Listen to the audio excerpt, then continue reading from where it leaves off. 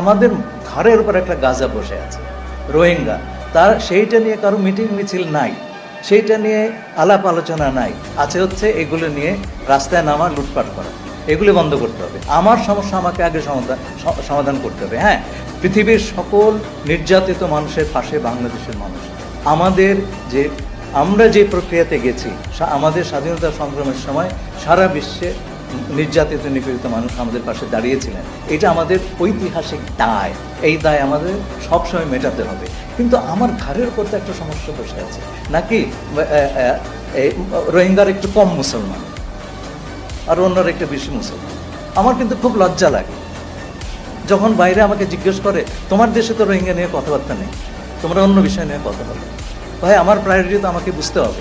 আমি সবাইকে আহ্বান করব যে দেখুন, বাইরের কথা আলাপ নিশ্চয়ই করবেন, কিন্তু ঘরের সমস্যা এইটা নিয়ে প্রথমে দাঁড়িয়ে যাবেন, তা নাহলে পরে আমরা দেশের স্বার্থ রাখতে পারবো না।